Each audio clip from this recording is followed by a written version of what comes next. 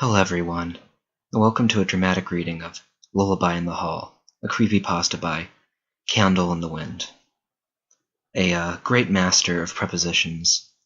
I think that you'll find that in this reading, you'll see a lot of prepositions, but more than that, you'll see yourselves. Let's begin. I thought she was my mom. My mom had died when I was 1. Her name was Sally. She was a fairly tall woman with long, black, curly, thick hair and hazel eyes, and a lot of adjectives. She always sang me a lullaby that no one else knew, because she made it up. She was a spirit, I guess you could say. No one else could see her. I used to go to the doctor a lot. He told me that I had schizophrenia. I don't know what that means. She left once I turned 13. She was not a very good mother. I remember her last words before leaving, though. She said, "I will come back one day, but only in the strangest way possible." She was quite the prankster. I am now 32, with a daughter I named Savannah. However, she won't answer to that name, only responding when called by another, Sally. This is because Savannah is an awful name.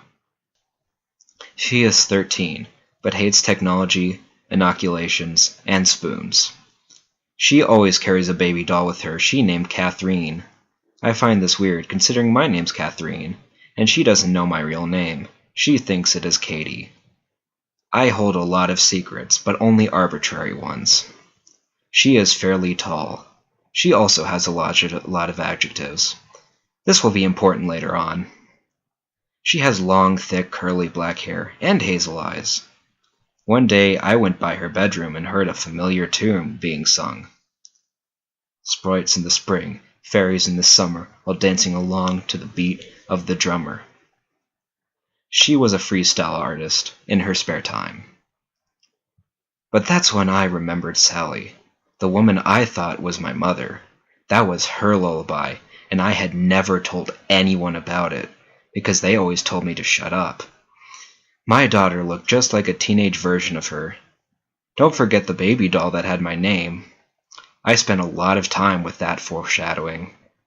I was in a daze, because I smoked a lot of weed. That's when she looked up at me and smiled and said, "I told you I would only come back in the strangest way possible." Alright, so now on to the comments, of which there are 5.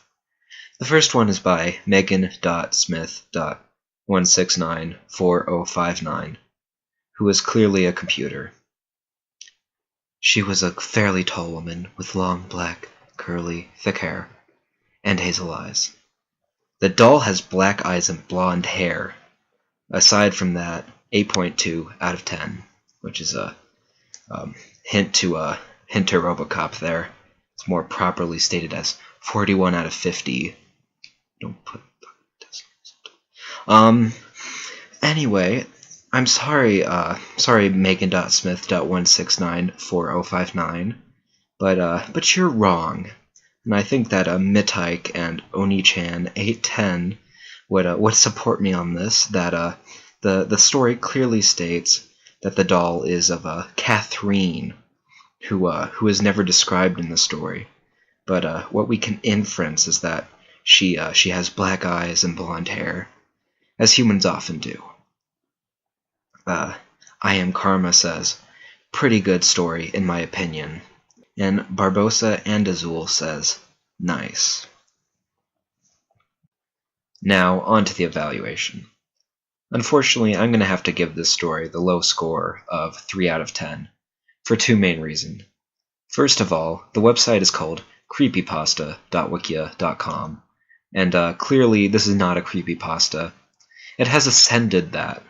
It is now a wacky pasta, as determined by the wacky ending and the pranksterish nature of the entire scenario. The second reason is that despite the character within the story claiming that she would come back in the strangest way possible, I can very easily think of stranger ways that she could have come back.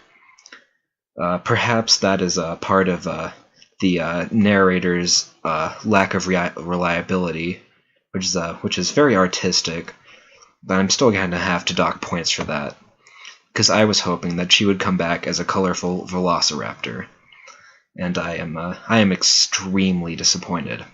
So this has been my dramatic reading of Lullaby in the Hall. I hope you all enjoyed it, and I hope you were enriched by the experience.